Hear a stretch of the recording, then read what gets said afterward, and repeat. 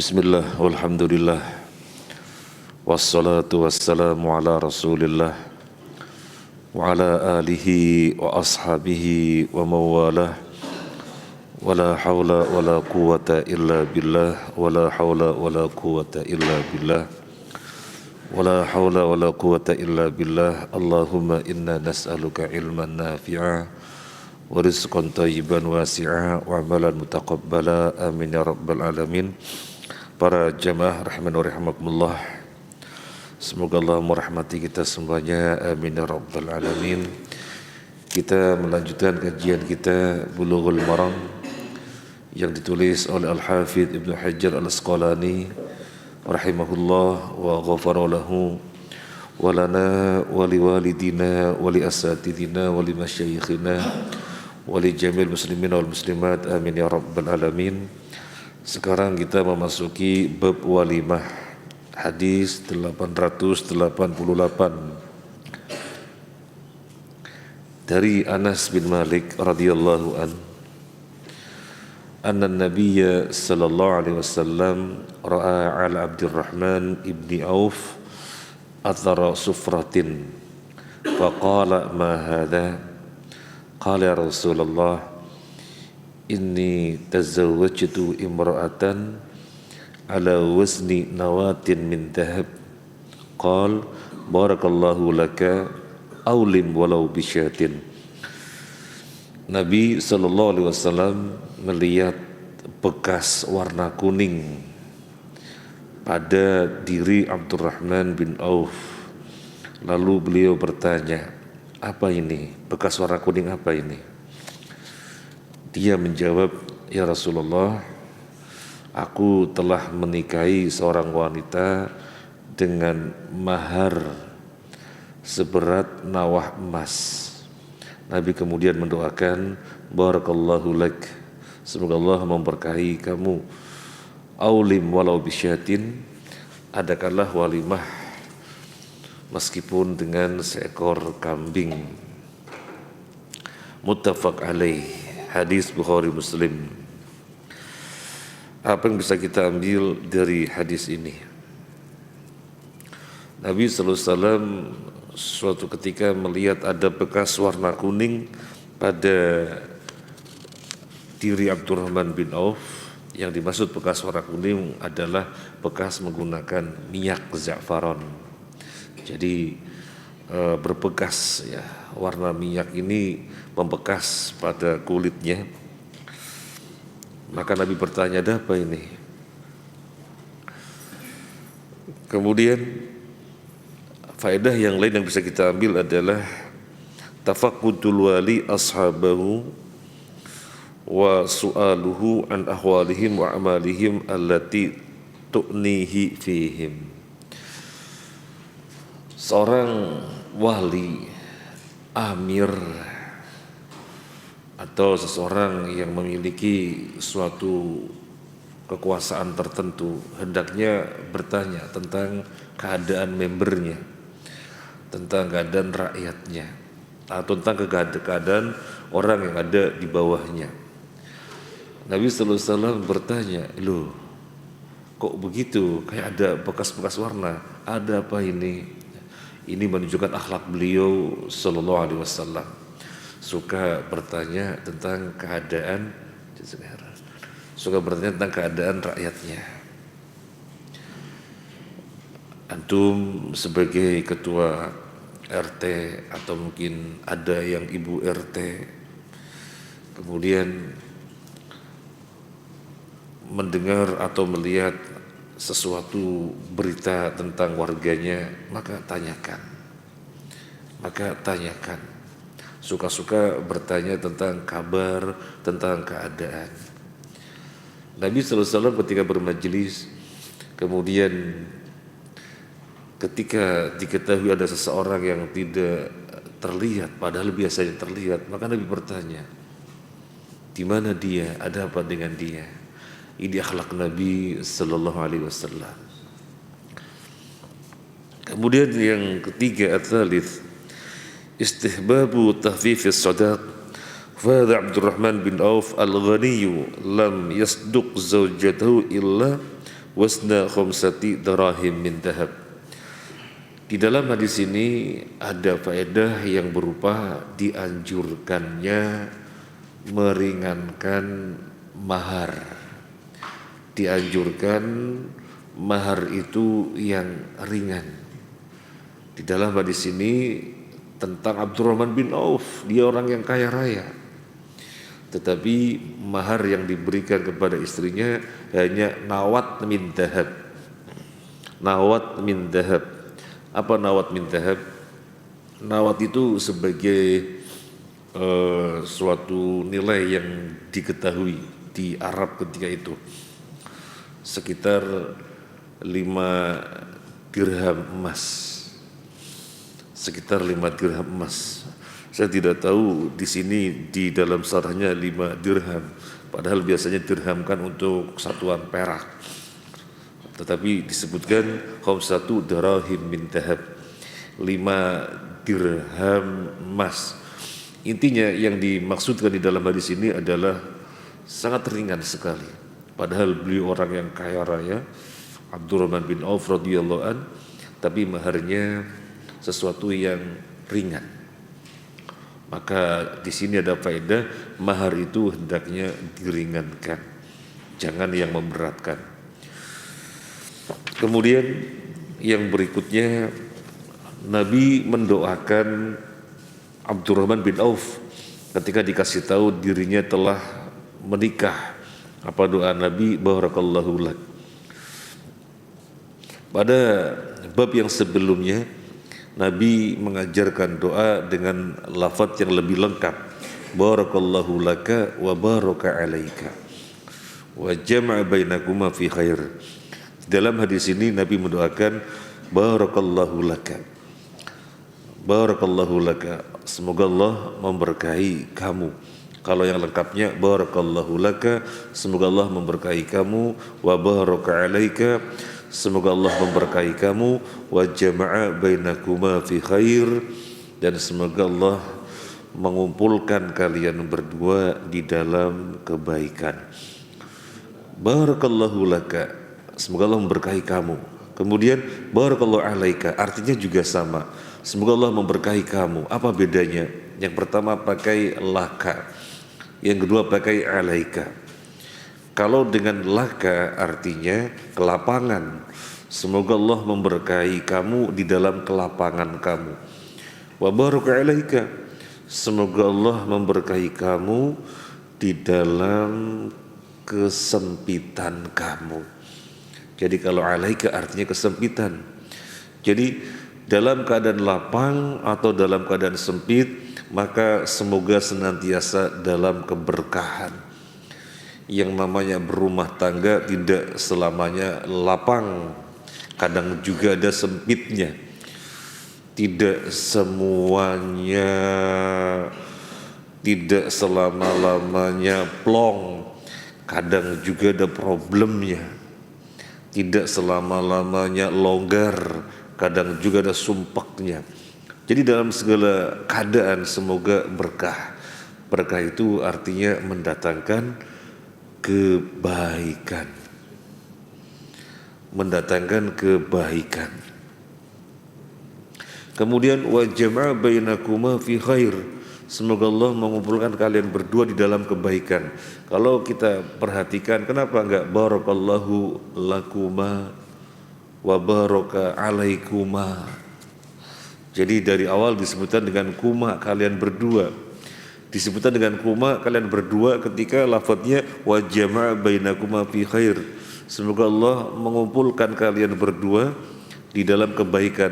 Kok tidak dari awal barakallahu lakuma wa baraka alaikuma, kalian berdua, semoga Allah memberkahi kalian berdua, disebutkan dari awal? Tidak, tetapi menyebutkan kalian berdua ketika mengumpulkan kalian berdua dalam kebaikan. Di sini ada isyarat bahwasanya suami itu yang paling bertanggung jawab. Barakallahu laka, semoga Allah memberkahi Anda. Di sini suami. Wa baraka alaika, semoga Allah memberkahi Anda.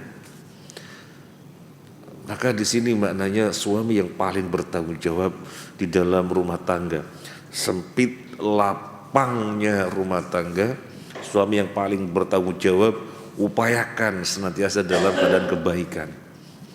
Kelapangan yang didapatkannya membawakan rumah tangga dalam kebaikan. Kesempitan yang dijumpainya juga demikian. Jangan sampai pernah keluar dari kebaikan. Jadi suami yang paling bertanggung jawab. Sama seperti yang kita sudah bahas pada pertemuan yang lalu, di antara kewajiban istri adalah menjaga hartanya. Nyak di sini kepada istri, padahal hartanya harta suami, tetapi kenapa nyaknya kembali kepada istri? Kenapa? Padahal hartanya suami. Karena yang di rumah adalah istri, sehingga dia menghadapi hartanya suami sepenuhnya, sehingga seakan-akan miliknya dia. Artinya dia dihadapan pada amanah yang dia mesti berhati-hati. Sehingga harta, sesungguhnya harta suami, tetapi dinisbatkan kepada istri. Karena di situ ada amanah yang besar. Sekarang di sini barakallahu laka, ada amanah yang besar untuk suami. Maka khitabnya, sasarannya hanya suami. Padahal keberkahan untuk keduanya dan dalam rumah tangga. Tetapi kenapa khitabnya untuk suami saja? Di sini ada isyarat. Yang paling besar tanggung jawabnya adalah suami. Kemudian masyru'iyatu walimatil urs wala takil an syatin idza kana min dabil yasar. Disyariatkan walimatul urs, dan upayakanlah tidak kurang dari 1 ekor kambing bagi yang berkemudahan, duitnya banyak. Maka upayakan jangan kurang dari 1 ekor kambing. Jangan kurang dari 1 ekor kambing. Syukur-syukur lebih dari 1 ekor kambing. Kalau orangnya ditakdirkan tidak berkemudahan, ya lain. Ya lain. Mungkin tidak bisa menghadirkan 1 kambing, tetapi kurang dari itu, ya namanya saja tidak berkelapangan. Tapi kalau berkelapangan, jangan kurang dari 1 kambing. Abdurrahman bin Auf, orang yang kaya raya, Nabi katakan kepada dia, aulim walau bisyatin, adakanlah walimah meskipun dengan 1 kambing. Maknanya jangan kurang dari 1 kambing.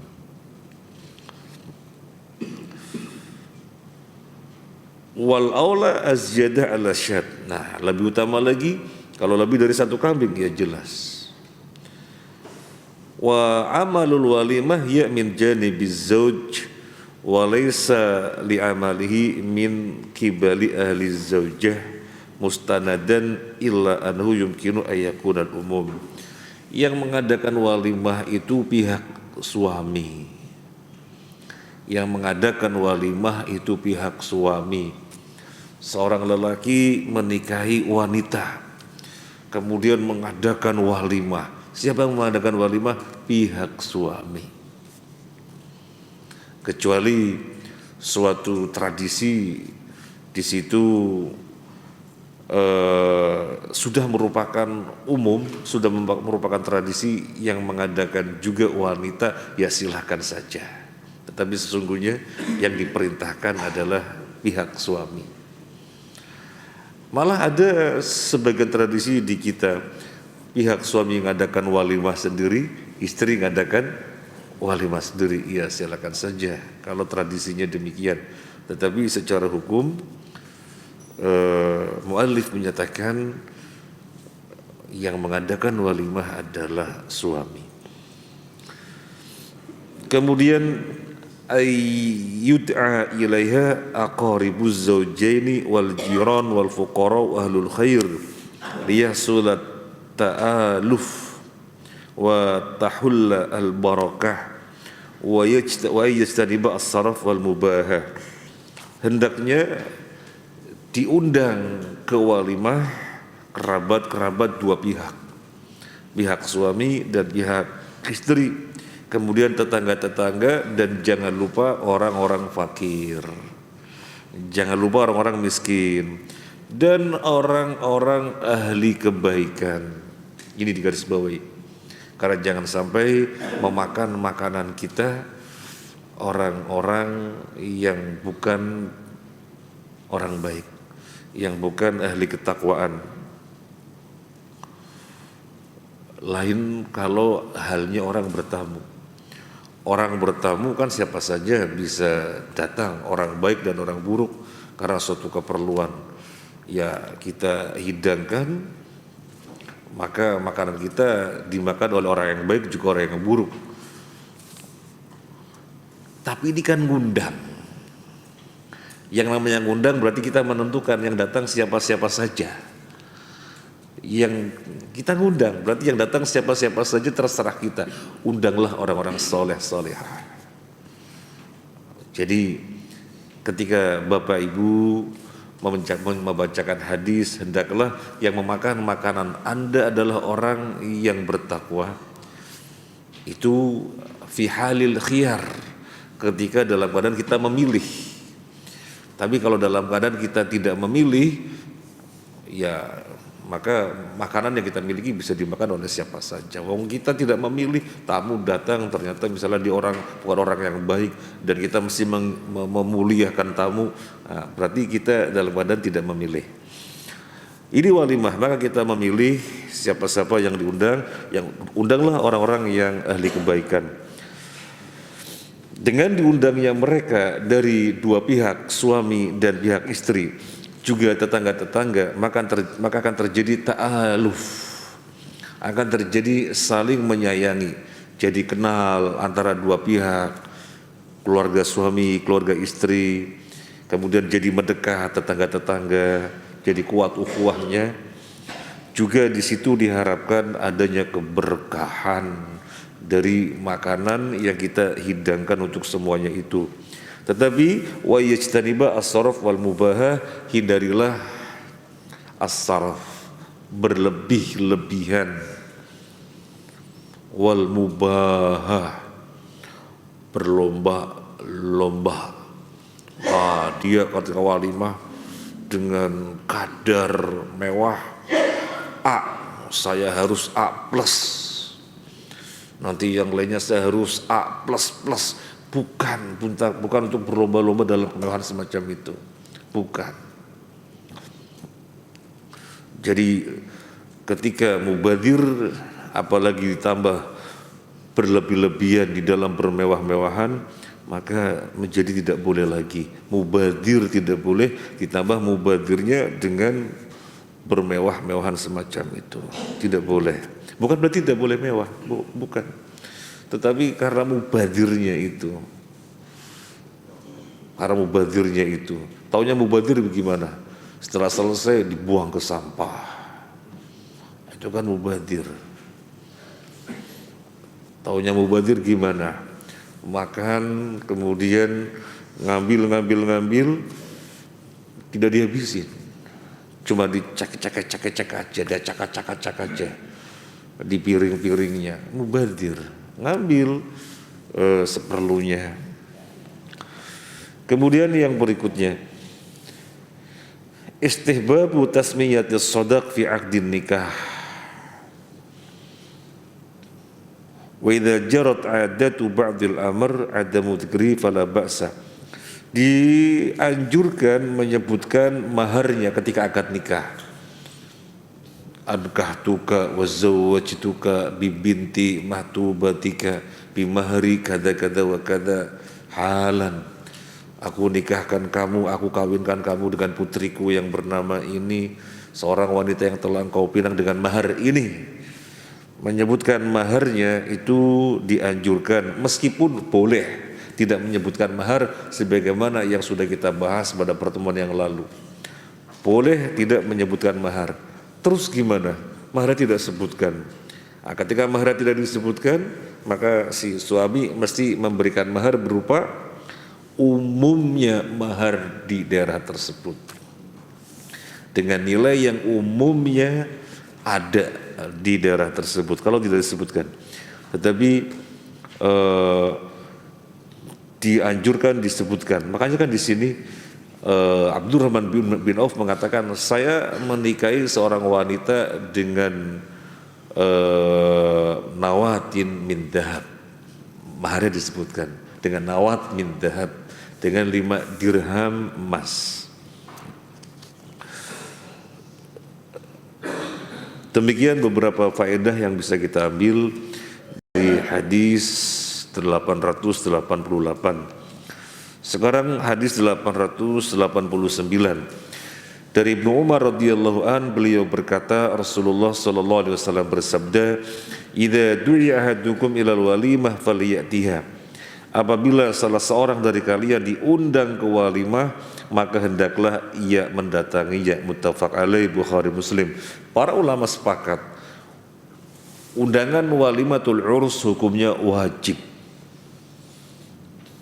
Kalau seseorang tidak mendatanginya padahal tidak ada uzur, maka berdosa. Undangan walimah, para ulama sepakat mengatakan wajib. Bahkan Syekh bin Baz rahimahullah ta'ala mengatakan bukan sekedar walimah, tapi seluruh undangan. Ketika muslim mengundang kita, maka merupakan hak mereka untuk kita memenuhinya. Hak mereka berarti kewajiban kita. Kewajiban kita untuk memenuhinya. Bahkan Syekh bin Baz bukan saja mengatakan walimatul urs, tetapi merupakan ijma, kesepakatan para ulama, walimatul urs adalah undangan yang wajib didatangi. Kalau kita tidak datang karena ada uzur, sampaikan baik-baik. Mungkin kalau zaman sekarang gampang, ada WhatsApp, Afwan nggak bisa datang, sehingga kemudian di sana tahu bahwasanya kita ada uzur.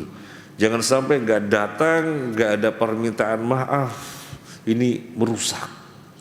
Dia berdosa karena tidak datang kalau nggak ada uzur. Seandainya ada uzur kok nggak memberitahukan, merusak ukhuwah.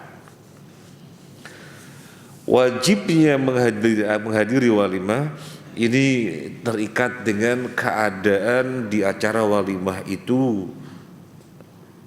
ketika tidak ada kemaksiatan.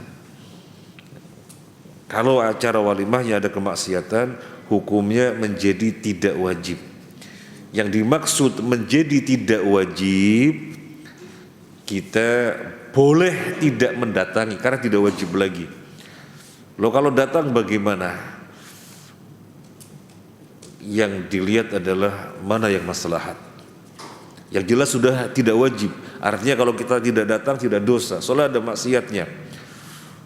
Terus yang baik datang apa tidak? Berpulang kepada kemaslahatan.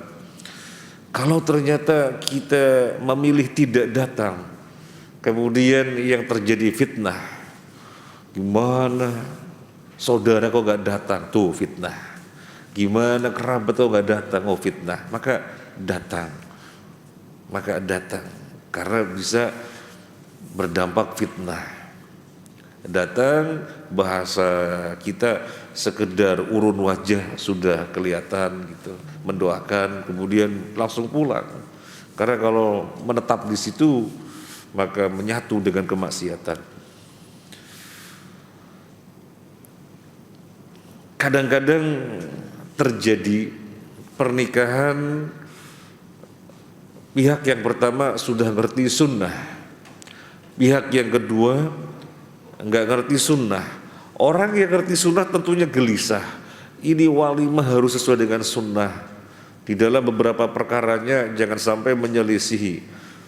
Tetapi kemudian calon besannya nggak paham. Terus kalau begitu kita ketemuan gimana baiknya? Seringkali juga susah. Akhirnya berpikir daripada dibatalkan, kasihan anak-anak, diberlangsungkan dengan win-win solution sehingga belum bisa terhindar sepenuhnya perkara-perkara yang kemungkaran. Kadang-kadang begitu, sehingga kita sebagai teman-temannya mesti memahami hal ini. Jangan langsung mengambil sikap, wah ada maksiatnya, saya gak mau datang, kan jadi tidak wajib. Iya memang jadi tidak wajib, Tapi apa dia gak sedih nantinya? Kita teman-teman, apalagi teman satu komunitas, teman dekat, biasa kumpul ngaji gak datang, nanti gimana? Pasti sedih sekali. Dia tidak menginginkan adanya kemaksiatan, tetapi besannya yang gak bisa diajak kompromi. Kadang-kadang begitu. Maka datanglah. Dan pernah terjadi salah paham, hukumnya ketika ada kemaksiatan tidak wajib, sehingga disimpulkan nggak boleh datang. Bukan nggak boleh datang. Menjadi tidak wajib artinya menjadi boleh tidak didatangi. Tetapi datang atau tidak tergantung kemaslahatan. Kemudian yang berikutnya, dalam riwayat Muslim disebutkan idza da'a ahadukum akhahu falyujib ursan kana aw nahwahu. Tadi dalam muttafaq alaih Bukhari Muslim itu khusus disebutkan walimah. Tetapi dalam riwayat Imam Muslim yang ini merupakan lafadznya beliau, jika seorang di antara kalian mengundang saudaranya, maka mesti memenuhinya walimah nikah atau yang semisalnya. Jadi bukan walimatul urs saja, tapi undangan secara umum. Siapa saja muslim mengundang kita, maka kita mesti datang. Cuma memang yang disepakati para ulama kan walimatul urs, umumnya wajib. Tetapi lafaz Imam Muslim menunjukkan umum undangan apapun, sehingga kita jangan sampai mengabaikan undangan RT, undangan RW, rapat di balai RT, di balai RW, undangan paguyuban. Jangan diremehkan. Muslim yang baik adalah muslim yang memperhatikan undangan saudara-saudaranya. Terlebih kita mengetahui al-muslimu man salimal muslimuna min lisani wa yadihi. Seorang muslim adalah orang yang muslim di sekitarnya selamat dari lisannya dan dari tangannya. Artinya selamat dari ucapannya dan dari perilakunya. Diundang, datang, oh menyenangkan. Diundang, datang, tidak ada undangan kecuali pasti dihadiri. Semacam ini menyenangkan dan menjaga ukhuwah. Seandainya tidak datang, sampaikan minta maaf, ada uzur. Nah, kadang-kadang sebagian orang meremehkan, ya undangan RT, ya rapat. Jangan diabaikan. Yang berikutnya 890 dari Abu Hurairah radhiyallahu an, beliau berkata, Rasulullah sallallahu alaihi wasallam bersabda, syarrut ta'ami ta'amul walimah yumna'uha man ya'tiha wa yud'a ilaiha man ya'baha wa man lam yujib ad-da'wah faqad asallaha wa rasulahu. Seburuk-buruk makanan adalah makanan walimah di mana orang yang ingin menghadirinya malah tidak diundang. Sedangkan orang yang enggan menghadirinya alias tidak butuh malah diundang. Dan barang siapa yang tidak memenuhi undangan tersebut, undangan walimah, maka dia telah menyelisihi Allah dan Rasulnya, berbuat maksiat terhadap Allah dan Rasulnya. Diriwayatkan oleh Imam Muslim. Ini hadis yang menunjukkan yang wajib adalah walimatul urs. Ini hadis yang menunjukkan yang wajib dihadiri adalah walimatul urs. Karena ini kontaknya walimatul urs. Siapa yang tidak menghadirinya berarti bermaksiat kepada Allah dan Rasulnya. Bermaksiat kepada Allah dan Rasulnya artinya dosa. Maka menunjukkan menghadiri walimatul urs hukumnya wajib. Ini yang menunjukkan wajibnya datang walimatul urs. Disebutkan dengan hukumannya, yaitu dia telah durhaka kepada Allah dan Rasulnya. Kemudian faedah lain yang bisa kita ambil dari hadis ini adalah Nabi menyebutkan seburuk-buruknya makanan. Nabi tidak mengatakan seburuk-buruknya makanan adalah yang kebanyakan garam, kasinan, enggak. Seburuk-buruknya makanan adalah yang tawar, hambar, gak ada rasanya, enggak begitu. Seburuk-buruknya makanan adalah makanan walimah yang diundang ke situ orang yang tidak butuh, yang butuh malah tidak diundang. Maksudnya apa? Orang kaya ini kan kepada makanan-makanan pesta-pesta sudah sesuatu yang biasa. Sudah sesuatu yang biasa. Kok malah diundang? Sementara orang-orang fakir, makanan-makanan pesta semacam itu free, gratis, butuh banget. Kok malah gak diundang? Maka Nabi menyebutnya ini seburuk-buruknya makanan. Nah, dari sini kita mesti memberikan nasihat kepada seluruh kaum muslimin. Tanyakan pada mereka, Anda mau mengadakan walimah? Iya. Pengen Anda dihukumi oleh Nabi seburuk-buruknya makanan yang Anda punya atau tidak? Ya jangan dong, kalau begitu undang yang fakir-fakir, jangan yang kaya-kaya doang. Nanti kalau Anda mengundang yang kaya-kaya saja, yang fakir tidak diundang, berarti Anda memiliki seburuk-buruknya makanan.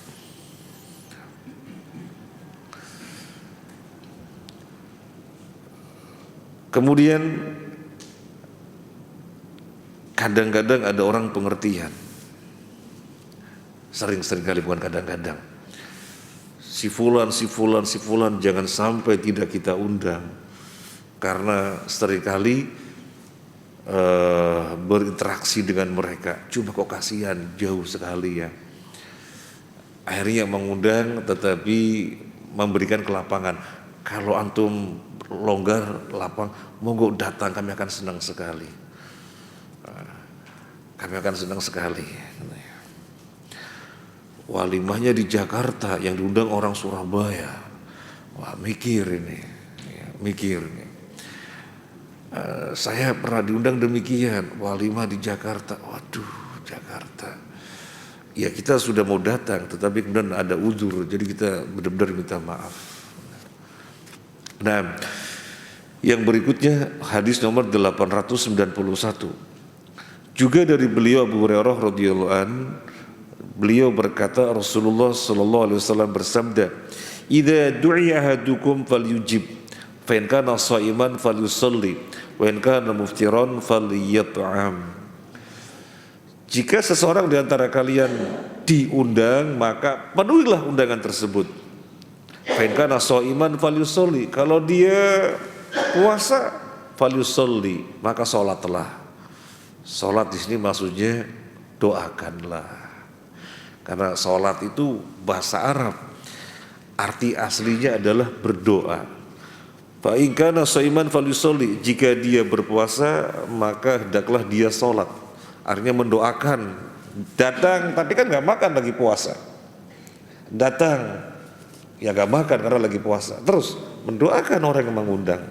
Wa in kana muftiran falyat'am, tapi kalau dia tidak puasa ya makan, jangan sampai tidak makan. Diundang untuk menikmati hidangan, maka makan, jangan sampai tidak makan. Gak puasa, gak mau makan-makan yang ada, gak boleh. Diundang untuk menikmati makanan meskipun sedikit ya. Yang jelas mesti menikmati makanannya. Kecuali kalau sedang puasa, maka sholatlah. Sholat yang dimaksud adalah mendoakan.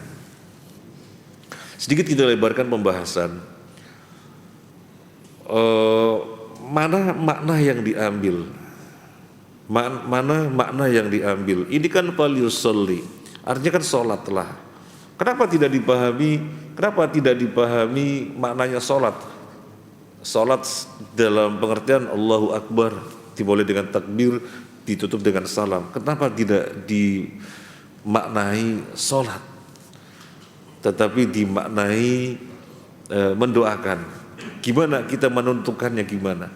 Menentukannya bagaimana? Baik, kaidah menyatakan dalil-dalil baik dalam Al-Quran dan hadis pahamilah dengan makna secara syariat, kecuali ketika ada dalil yang menunjukkan dia mesti dipahami secara bahasa, maka pahamilah secara bahasa. Maka seluruh lafaz sholat baik dalam Al-Quran dan di dalam hadis pahamilah secara syariat. Sholat ya sholat, perbuatan sholat. Loh, terus kapan sholat dipahami secara makna bahasa yang semestinya, yaitu berdoa? Ketika ada dalil yang menunjukkan bahwasanya maknanya secara bahasa seperti yang sekarang kita jumpai, falyusolli, maka sholatlah. Nah, ini tidak mungkin diundang kepada makanan kemudian sholat. Ternyata kaitannya orang yang puasa dengan orang yang tidak puasa. Yang tidak puasa makan, berarti yang puasa kan gak makan, terus mendoakan. Demikian.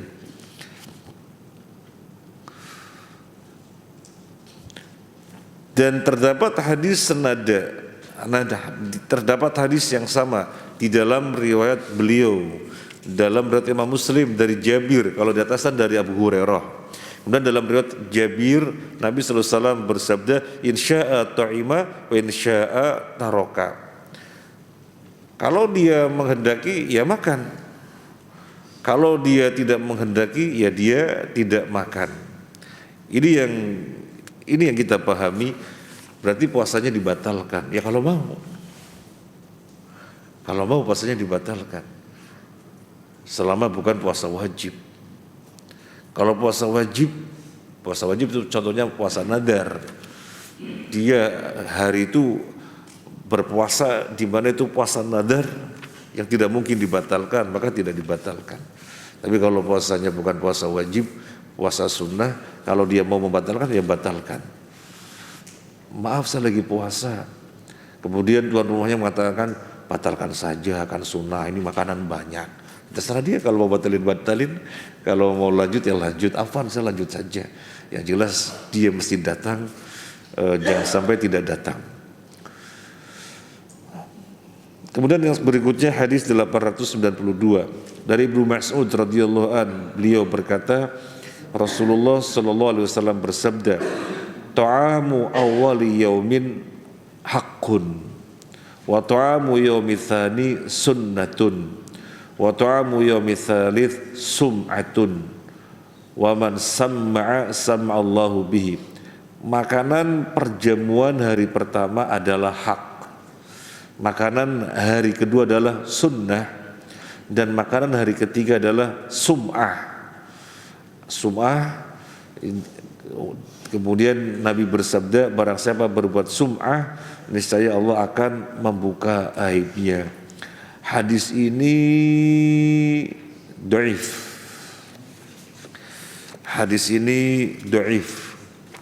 Coba kita baca.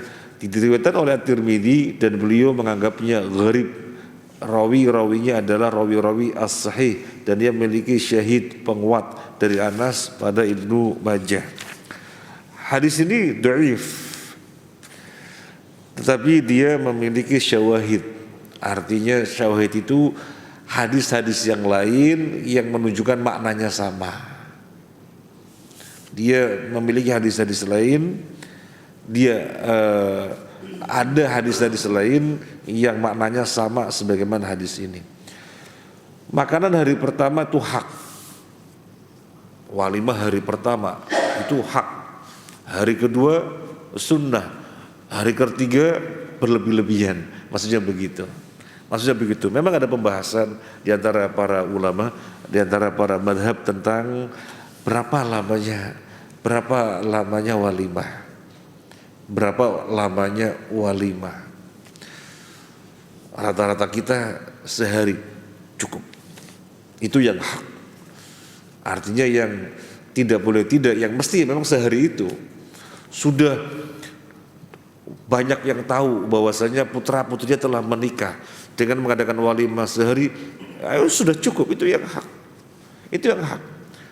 Ternyata perlu hari kedua, karena ada beberapa pihak yang belum bisa datang karena banyaknya tamu di hari yang pertama, sehingga mesti ditambah hari yang kedua. Ya silakan saja hari yang kedua.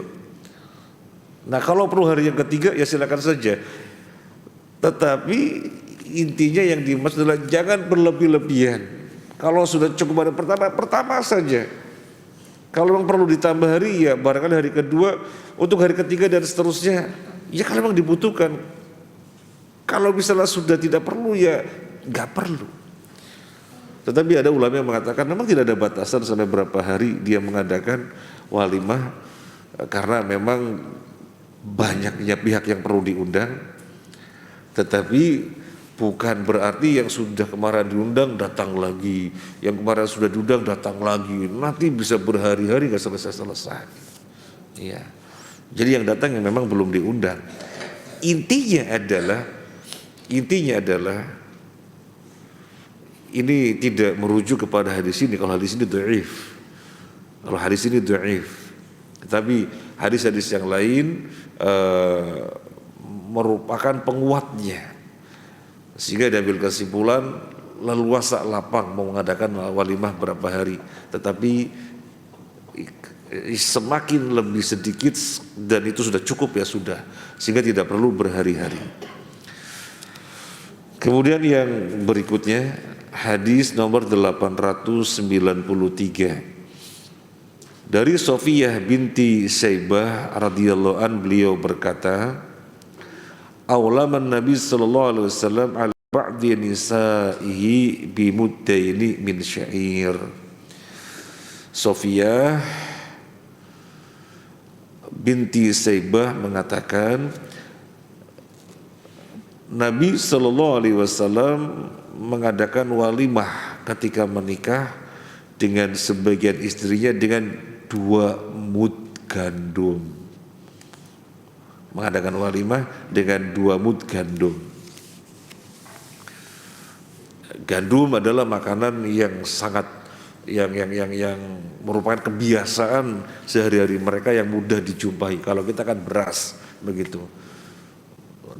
Di sana gandum, dan Nabi mengadakan walimah dengan 2 mud gandum. Ini menunjukkan walimah yang diadakan oleh beliau sederhana. Karena inti dari walimah adalah bisa mengumumkan kepada kaum muslimin bahwasanya ini telah menikah, sehingga kemudian tidak terjadi fitnah.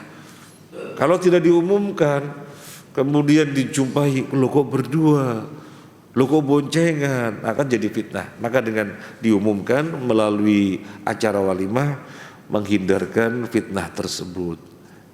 Di dalam hadis ini menunjukkan sederhananya beliau di dalam mengadakan walimah. Kemudian hadis nomor 894 dari Anas radhiyallahu an, beliau berkata, aqama Nabi sallallahu alaihi wasallam baina Khaybar wal Madinah 3 layalin yubna alaihi bi Safiyah fada'atu al muslimin ila walimatihi fama kana fiha min khubas wala lahm wa ma kana fiha illa an amara bil anta' fa busitat falqa alaiha at-tamr wal akid was saman. Ini yang menuturkan Anas bin Malik radhiyallahu an. Nabi sallallahu alaihi wasallam bermukim 3 malam di antara Khaybar dan Madinah. Jadi Nabi tinggal di situ di antara Khaybar dan Madinah selama 3 malam. Nabi sallallahu alaihi wasallam dibuatkan tenda di situ untuk tinggal bersama dengan Sofiyah, salah satu istri Nabi namanya Sofiyah dari kalangan Yahudi. Istri beliau dari kalangan Yahudi namanya Sofiyah. Lalu kata Anas bin Malik, aku mengundang kaum muslimin untuk menghadiri walimah beliau. Di dalam walimah itu nggak ada roti, nggak ada daging. Yang ada hanyalah wadah dari kulit untuk digelar. Lalu digelarlah gelaran itu, di atasnya ada korma, kemudian susu kering atau keju dan mentega. Ini juga menunjukkan walimahnya beliau sederhana. Gak ada apa-apa, digelar, daging gak ada, ya.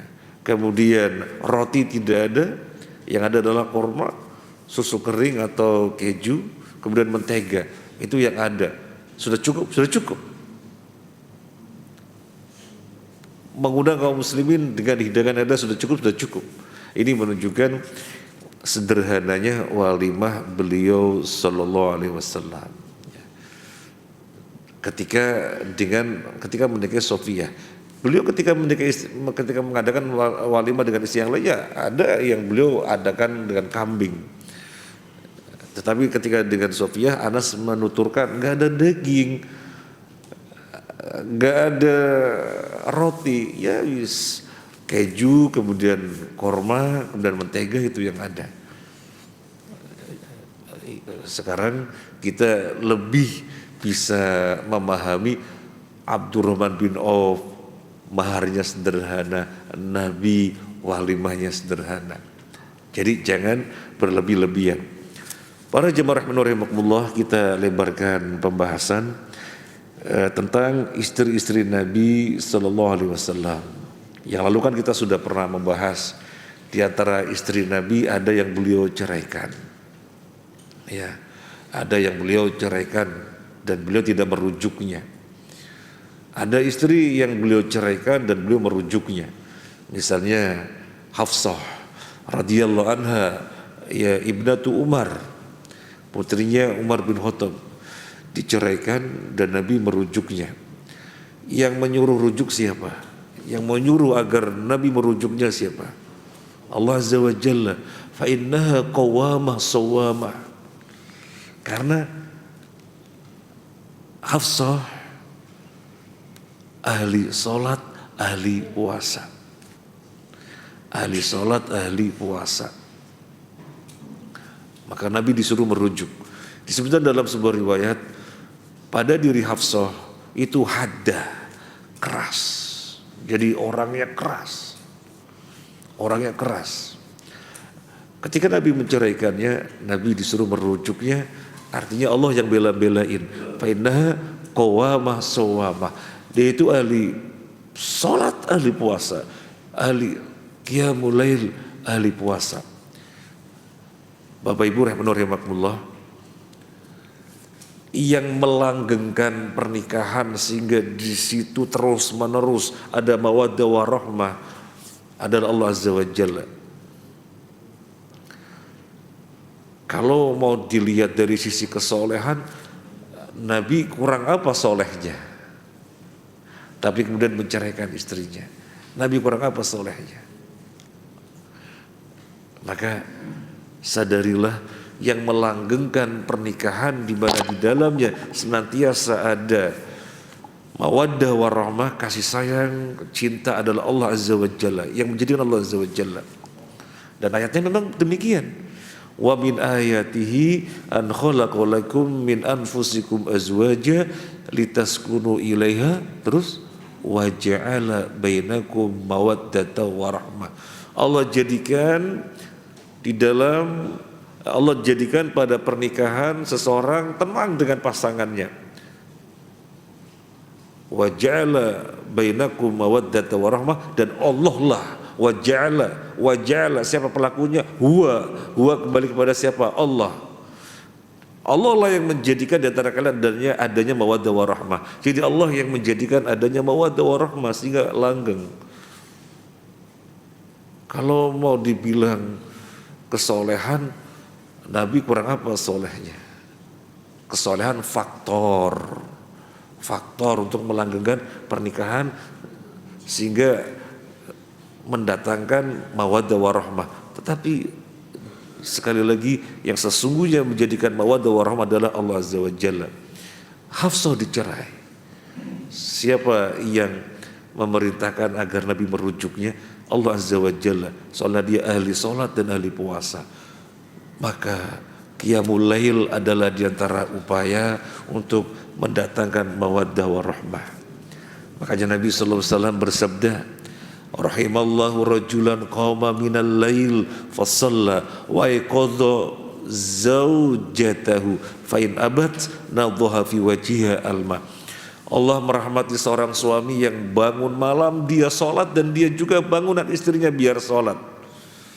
Kalau istrinya tidak mau sholat, dipercikin wajahnya dengan air, akhirnya bangun sholat juga.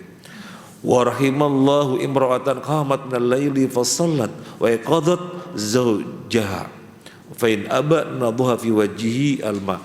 Allah merahmati seorang wanita yang bangun di tengah malam dia sholat, dan dia juga bangunkan suaminya biar sholat. Kalau suaminya tidak mau, dipercikin pada wajah dengan air, akhirnya sholat bareng. Jadi Salat malam yang Nabi sebutkan pada suami dan istri. Bentuk ketaatan yang berupa salat malam yang Nabi sebutkan terkait dengan suami dan istri. Maka salat malam adalah bentuk ibadah yang insya Allah bisa melanggengkan suami istri.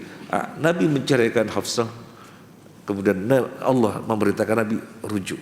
Fa innahu qawamah sawamah, dia ahli puasa dan ahli salat. Para jamaah rahimani wa rahimakumullah, istri-istri Nabi yang lainnya siapa saja, kita semuanya mengetahui Nabi menikahinya karena apa? Kalau orang-orang orientalis menuduhnya karena beliau sekmania, maka itu terbantahkan. Itu perkataan karena ketidaksukaan atau karena menyerang.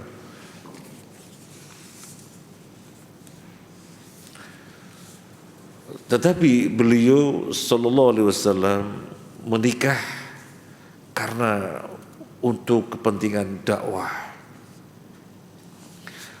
Pernikahan pada tradisi Arab ketika itu, nggak tahu kalau sekarang. Pada tradisi Arab ketika itu merupakan hubungan yang sangat diperhatikan sekali. Orang Arab ketika itu sedang berperang, suka-suka berperang. Tetapi ketika ada suatu kabilah memiliki besan di kabilah yang lainnya, gak mungkin dua kabilah ini perang. Atau peperangan sedang berlangsung, tetapi kemudian terjadi pernikahan di antara dua pihak ini, maka peperangan menjadi disudahi. Jadi pernikahan pada kehidupan bangsa Arab ketika itu adalah sesuatu yang sangat dipandang luar biasa, pengikat hubungan yang sangat kuat. Makanya Nabi sallallahu alaihi wasallam kita perhatikan, beliau menikahi putrinya Abu Bakar radhiyallahu anhu, yaitu Aisyah, karena Abu Bakar orang yang sangat kuat di dalam menopang dakwah beliau, maka dikuatkan lagi dengan dinikahi anaknya. Demikian juga Umar radhiyallahu anhu, orang yang sangat kuat di dalam menopang dakwah beliau, maka Nabi SAW menikahi putrinya, yaitu Hafsah. Dan Nabi punya putri Utsman bin Affan adalah orang yang sangat kuat di dalam menopang dakwah beliau sebagaimana Abu Bakar dan Umar. Maka beliau punya putri yang bernama Ruqayyah, dinikahkan kepada Utsman bin Affan. Kemudian Ruqayyah meninggal dunia, punya adik namanya Ummu Kulsum oleh Nabi agar Utsman menikahinya. Makanya Utsman disebut Dzunurain, pemilik dua cahaya. Dua putrinya Nabi didikahi oleh dia.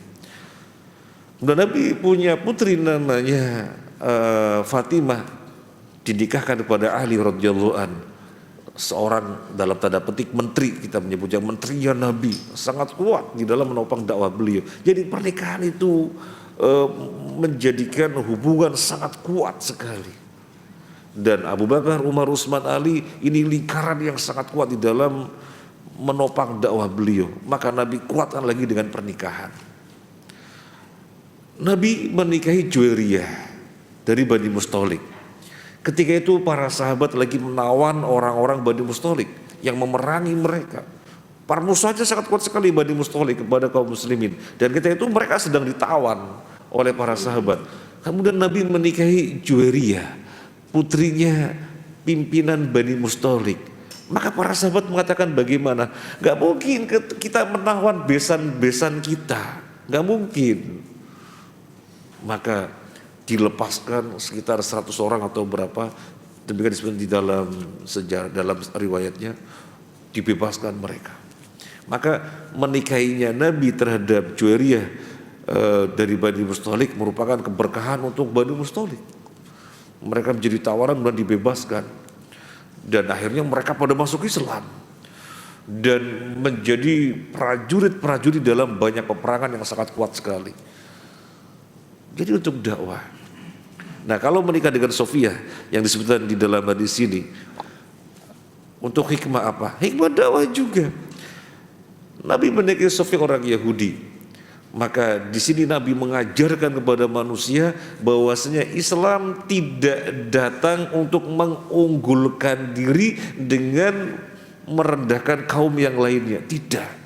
Islam datang untuk semuanya. Tidak ada suatu kaum yang ditinggikan kemudian kaum yang lainnya direndahkan. Tidak ada. Tidak ada. Maka kemudian Nabi menikahi orang Yahudi, yaitu Sofia. Itu Sofia. Nabi menikahi Saudah. Apa Saudah itu masih muda? Tidak. Saudah sudah tua, 5 tahun lebih tua dari Nabi SAW. Nabi umurnya 50 tahun, Saudah umurnya 55 tahun. Kenapa Nabi menikahinya? Nabi menolong dia. Saudah ini dengan suaminya termasuk yang pertama kali hijrah, dan sebelum ke Madinah, ke Habasyah dulu. Sebelum ke Madinah, ke Habasyah dulu. Saudah dengan suaminya hijrah ke Habasyah. Suaminya meninggal dunia. Dan keluarga Saudah adalah keluarga yang sangat memusuhi Nabi. Sangat kuat permusuhannya. Dia tidak mau kembali kepada keluarganya karena mengkhawatirkan terfitnah pada agama. Maka dia bertahan sendirian. Maka Nabi menikahinya. Jadi menolong dia. Kemudian Nabi menikahi Romlah, Ummu Habibah. Siapa ayahnya Romlah? Siapa ayahnya Romlah, Ummu Habibah? Abu Sufyan. Abu Sufyan ini orang dedengkot Quraisy yang sangat memusuhi Nabi sallallahu alaihi wasallam. Ketika anaknya dinikahi, Abu Sufyan tidak memusuhi lagi, bahkan benar masuk Islam. Nah, jadi itu pernikahan yang Nabi lakukan untuk dakwah. Untuk dakwah. Dan kalau di dalam bahasa saya, tidak semuanya Nabi menikahinya dengan cinta. Dan sekaligus menunjukkan tidak selamanya menikahi wanita itu karena cinta. Ada karena kasihan. Ada karena kasihan. Seperti misalnya Jabir bin Abdillah. Dia menikahi seorang wanita janda. Nabi bertanya, kenapa kamu tidak menikahi yang gadis saja? Dengan menikahi yang gadis, kamu bisa mencandainya, dia mencandai kamu. Apa jawaban Jabir? Saya punya adik banyak. Saya punya adik banyak. Maka saya perlu seorang wanita yang keibuan, yang pengalaman. Biar ngopenin adik-adik saya. Jadi dia nikah yang dia bela-belain siapa? Adik-adiknya. Gak selamanya nikah karena cinta, ya, gak selamanya. Ya. Ini yang belum menikah biar pada tahu, gak selamanya menikah itu karena cinta, tidak selamanya. Ya. Ada juga karena kasihan. Nah, kemudian Nabi menikahi Zainab bintu Huzaimah. Siapa Zainab bintu Huzaimah? Zainab bintu Huzaimah itu suaminya gugur di dalam perang Badar. Sebagai janda, Nabi menolongnya dengan menikahinya. Nabi menikahi Ummu Salamah. Ummu Salamah itu istrinya siapa? Abu Salamah. Ya. Ummu Salamah suaminya meninggal dunia. Abu Salamah di dalam perang Uhud punya anak 4. Dia janda beranak 4. Maka Nabi menolongnya dengan menikahinya. Maka terbantahkan mereka yang mengatakan sekmania. Karena untuk keperluan dakwah dan untuk keperluan tasyri', penetapan syariat dari Allah Azza wa Jalla. Makanya beliau diperintahkan oleh Allah untuk menikahi Zainab bintu Jahsh. Zainab bintu Jahsh kan orang bangsawan. Dia dinikahi oleh anak angkatnya Nabi yang bernama Zaid bin Harithah. Sebenarnya Zainab tidak mau. Loh bagaimana? Kan Nabi SAW di antara yang beliau berikan arahan, nikah itu hendaknya sekufu, sepadan. Zainab merasa tidak nyaman. Soalnya dia orang bangsawan, Zaid bin Harithah mantan budak. Tetapi Zainab menerima. Kenapa?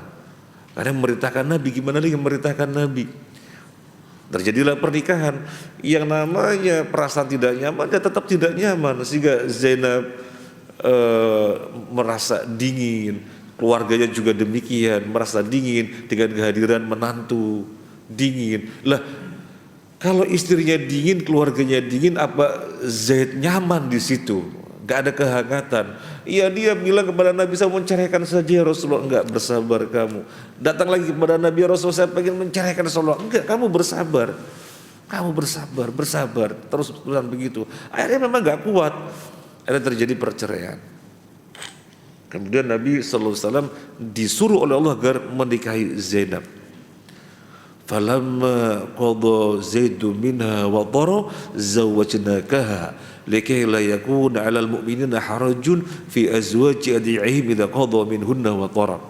Tatkala Zaid sudah menceraikan istrinya yaitu Zainab, kata Allah, kami nikahkan beliau dengannya biar apa?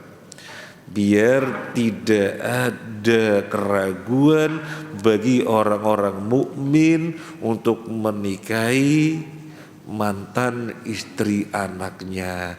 Yang digarisbawahi apa? Anak angkat itu bukan anak nasab. Anak angkat selama-lamanya orang lain, bukan anak nasab. Makanya di sini Nabi diperintahkan menikahi mantan istri anak angkatnya. Sehingga ini tasyri' penetapan syariat, yaitu peniadaan tabani. Orang Arab ketika itu melakukan tabani. Tabani itu ngadopsi anak, kemudian dia dinasabkan dengan ayah angkatnya. Kan ketika mengangkat Zaid sebagai anak angkatnya, berkumpul di majelis, kemudian ayahnya Zaid yang bernama Harisah berdiri, Zaid bukan anakku. Kemudian Nabi SAW berdiri, Zaid anakku. Maka sejak saat itu Zaid bin Muhammad, nasabnya berubah. Maka Allah mau membatalkan tradisi tersebut, tradisi tabani, dengan cara beliau disuruh menikahi Zainab. Sehingga semuanya tahu, oh anak angkat selama-lamanya orang lain, bukan anak nasab. Begitu. Jadi untuk tasyri', hikmah tasyri', hikmah untuk kepentingan dakwah dan hikmah tasyri'. Nah, jadi dengan mengetahui hikmah menikahnya Nabi dengan istri-istri yang beliau nikahi, maka kita hilang syubhat atas tuduhan mereka bahwasanya Nabi menikahi karena sekmania. Tidak. Malah kalau kita melihat Nabi menikah dengan Khadijah berapa tahun? 25 tahun atau 26. Banyak yang mengatakan 25 tahun atau ya sekitar 25 atau 26 tahun. Menikah secara monogami. Kemudian Nabi menikah secara poligami dengan banyak istri selama 13 tahun. Jadi 13 tahun beliau menjalani dengan poligami, separuh dari umur 26 tahun menikahnya beliau, berumah tangganya beliau dengan Khadijah. Kalau menurutin hawa sejak awal ketika fisiknya masih prima kan begitu. Tetapi sejak awal 26 tahun hanya satu istri. Baru 13 tahun yang berikutnya beliau menikah dengan banyak istri ya. Nah, berarti poligami penting apa enggak? Hah? Nah, izin bertanya, bagaimana hukumnya menaruh kotak infak? Biasanya diletakkan di sebuah meja buku penerima tamu pada waktu acara walimatul urs, resepsi pernikahan. Walimah itu ngundang orang untuk apa? Untuk makan-makan. Ngundang orang untuk dijamu. Ayo datang makan-makan. Aku loh menikahkan putra putriku. Ayo datang makan-makan. Diundang untuk disuruh makan-makan. jangan disuruh bayar. Ya. Jangan disuruh bayar. Apakah tidak boleh tamu yang datang mau ngasih hadiah? Boleh-boleh saja. Boleh-boleh saja, tahabu, saling memberi hadiahlah sesama kalian agar bertambah cinta. Ya boleh-boleh saja. Wah, kawanku menikahkan putranya, menikahkan putrinya, aku akan beri hadiah yang spesial pada acara pernikahannya. Silakan saja. Tetapi pihak yang mengadakan walimah tidak dengan sengaja menaruh kotak. Kalau ada orang yang memberikan, ya silakan saja, panitia ngatur, ya. Panitia ngatur, tetapi tidak dengan sengaja menyediakan kotak yang maknanya sampean sudah menikmati hidangan kan, ayo bayar, masukkan ke kotaknya. Jadi tidak ada makna itu. Malah sebagian jamaah bagus undangannya ada gambar amplop dicoret, jangan bawa. Jadi memerangi tradisi bahwasanya seakan-akan menghadiri walimah itu bawa amplop. Akhirnya orang pada bingung. Waduh, bulan ini pusing. Kenapa? Banyak walimah. Bulan ini pusing banyak walimah. Mestinya senang. Bulan ini banyak walimah, asik kan begitu. Tapi jadi bulan ini banyak walimah pusing. Soalnya mikirin amplop. Nah, ada yang lain yang mau disampaikan? Kalau ada, silakan.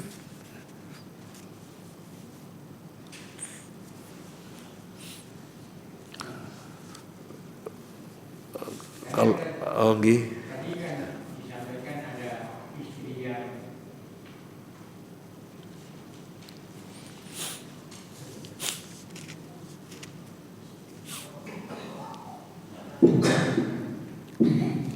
Tadi disampaikan ada istri Rasulullah yang dicerai kemudian dirujuk, yaitu Hafsah. Kalau yang dicerai yang tidak dirujuk siapa? Makasih. Nggih. Siapa yang dicerai dan tidak dirujuk? Amarah bintu Al-Jaun. Pada hadis yang sebelumnya ya, hadis berapa? Hadis yang berapa?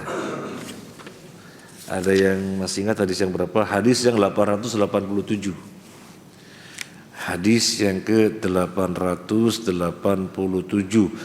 Anna Amrah binta Al-Jaun tawadat min Rasulillah sallallahu alaihi wasallam hina udkhilat alaihi ta'ni lamma tazawwajaha faqala laqad uthti bi ma'ath fatallaqaha wa amara Usamah famatta'aha bi thalathati athwabin. Amarah bintu Al-Jaun berlindung dari Rasulullah sallallahu alaihi wasallam ketika dia dibawa masuk kepadanya, yakni ketika beliau menikahinya. Lalu Rasulullah sallallahu alaihi wasallam bersabda, sungguh kamu telah berlindung kepada pelindung.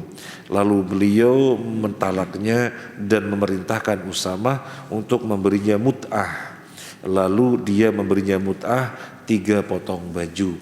Jadi Amarah bintu Al-Jaun dibawa kepada Nabi SAW di hari pernikahannya. Tetapi Amarah bintu Al-Jaun tidak nyaman. Tidak nyamannya apa? Dia keturunannya dari garis kerajaan. Sementara Nabi SAW bukan dari garis kerajaan. Maka Amarah bintu Al-Jaun mengatakan, a'udzubillahi minka. Aku berlindung kepada Allah dari kamu. Dia berlindung kepada siapa? Kepada Allah. Maka Nabi mewujudkannya. Engkau telah berlindung kepada Zat yang Maha Melindungi. Pulanglah kamu. Jadi dia telah berlindung. Dia meminta perlindungan kepada Allah. Maka Nabi mengatakan pulanglah kamu. Artinya dia tidak nyaman. Ini menunjukkan apa akhlaknya Nabi SAW. Nabi tidak mentang-mentang aku loh Nabi utusan Allah. Masa sih kamu gak suka sama saya? Keterlaluan sampean. Enggak. Karena gak suka ya sudah. Tidak memaksakan. Padahal sebagai Rasul, ketika ada orang merasa tidak nyaman, di mana dia memandang besar garis keturunannya, garis kerajaan, ya sudah itu yang dia inginkan. Nabi tidak kemudian mentang-mentang, oh saya ini Rasul. Enggak. Menunjukkan akhlaknya Nabi sallallahu alaihi wasallam, padahal Rasul. Lalu bagaimana ada seseorang, aku loh orang terpandang, kok kamu nggak mau, rugi kamu. Ya, baru orang terpandang. Nabi lebih dari orang terpandang. Ya, Nabi lebih dari orang terpandang. Hadis 800 berapa tadi? Yaitu Ammarah bintu Al-Jawn. Makanya tadi kita sampaikan, apa kurangnya Nabi? Adakah yang lebih soleh daripada Nabi? Beliau mencarikan istrinya. Maka kesolehan tidak menjamin adanya mawaddah warahmah. Yang menjadikan mawaddah warahmah adalah Allah Azza wa Jalla. Nah,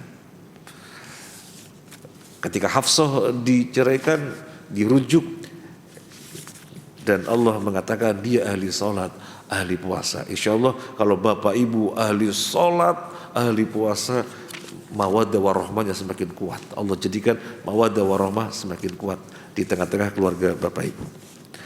Ada lagi yang mau disampaikan? Assalamualaikum Ustaz. Waalaikumsalam warahmatullah. Ini sama bertanya Ustaz.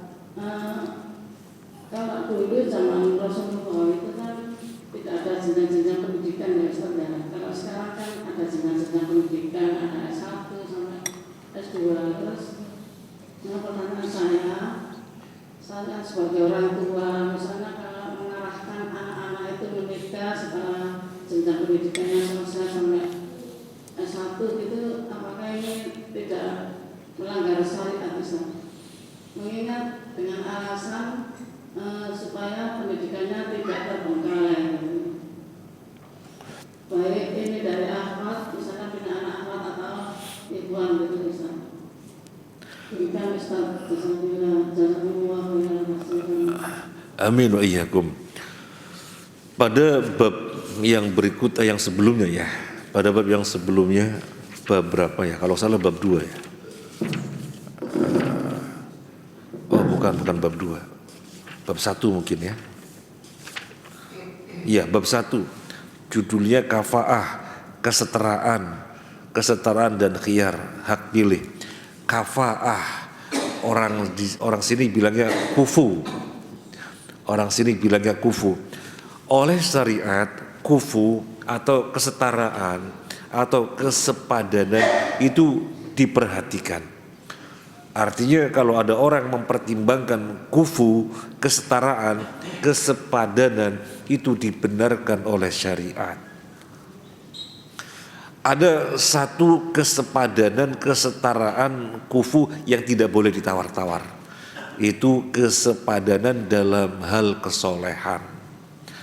Calon suami harus soleh, calon istri harus solehah. Ini gak bisa ditawar-tawar, wajib sepadan di dalam kesolehan, gak bisa ditawar-tawar.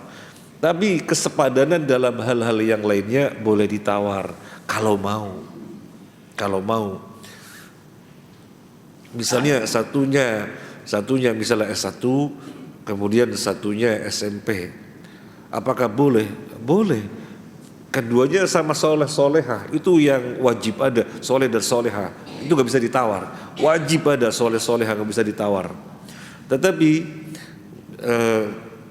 kesepadanan yang lainnya bisa ditawar. Ini S1, ini SMP. Ya kalau mau, monggo.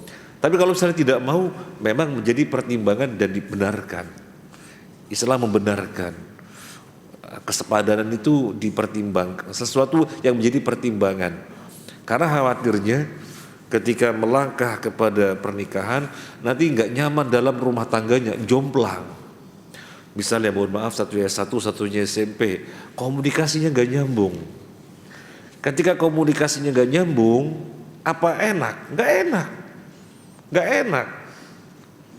Jadi kesehari-hariannya tidak nyaman. Maka mohon maaf, di antara yang kita lakukan ketika dimintai bantuan untuk mempertemukan ikhwan akhwat, ya kita memperhatikan kufu ini. Yang sarjana kita pertemukan, biasanya yang tidak sarjana ya kita carikan yang sama-sama tidak sarjana, karena biar nyaman. Ada seseorang yang menyampaikan kepada kita, beliau strata pendidikannya ya bukan sekedar S1, lebih dari 1. Mau sampai berapa? Yang tertinggi S-nya ya. Yang tertinggi kan S3. Kemudian istrinya tidak demikian. Jadi setiap harinya gak nyambung. Akhirnya dia mempertahankan ya karena sayangnya itu. Apalagi sudah ada anak dan yang lainnya. Karena kasihan, karena sayangnya. Tetapi secara kenyamanan dia kurang nyaman, gak nyambung. Ya, gak nyambung. Sisi wawasan dan yang lainnya gak nyambung. Nah, jadi benar sekali Ibu.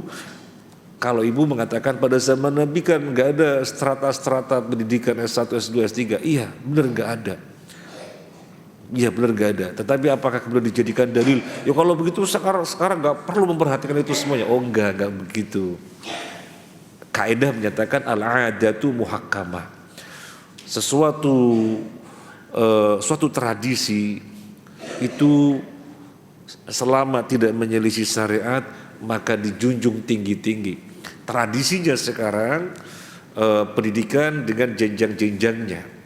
Maka itu diperhatikan, jangan sampai tidak memperhatikan. Ketika itu pendidikan tidak perlu dengan jenjang-jenjang, nggak ada.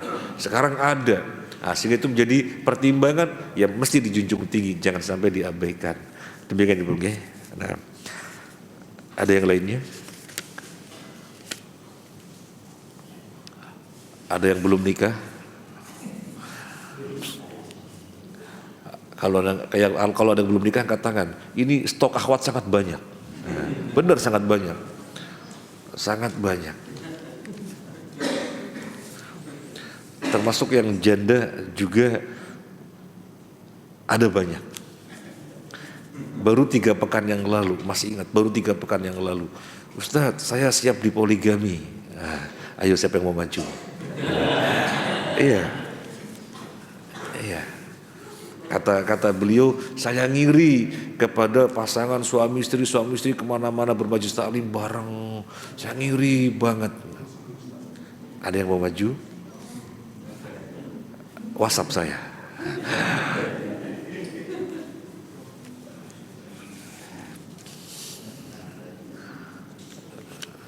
Nah, kalau sudah tidak ada, cukup ya.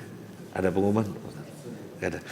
Ini saja, semoga bermanfaat. Terima kasih banyak atas kebersamaannya. Mohon maaf atas hal-hal yang kurang berkenan. Kalau yang saya sampaikan benar maka dari Allah. Kalau ada yang salah dari saya sendiri, dan saya minta ampun kepada Allah Azza wa Jalla. Subhanakallahumma wa bihamdika asyhadu an la ilaha illa anta astaghfiruka wa atubu ilaik. Assalamualaikum warahmatullahi wabarakatuh.